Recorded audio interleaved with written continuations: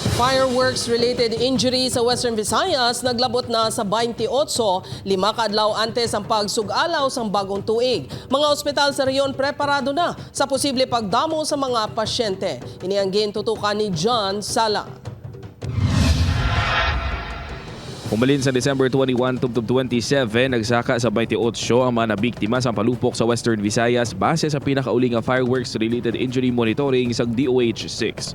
Humalin sa 17 kahapon na dugangan ini sang 11 subong adlaw. Apang sunod sa DOH-6 ang numero ang 7% ka mas manubo kung ikumpara sa 30 ka mga kaso sa pareho nga mga adlaw sa nagligad nga tuig.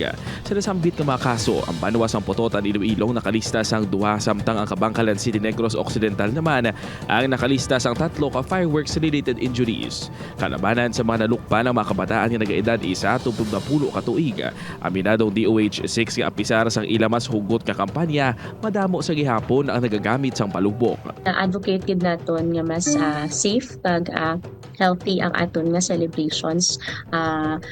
It is always important to note nga mas maging masadya kung wala sang may pasyente nga dalon sa ospital or wala kita sang aksidente nga matabo during the celebrations naton nga sining New Year.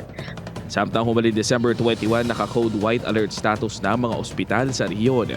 All our sentinel and non-sentinel hospitals are ready to provide the necessary treatment and other health services to our community, and they have designated an area specific lang gets sa aton nga FWRI cases. Upuan kay Hans Discianto, John Sala, Western Visayas.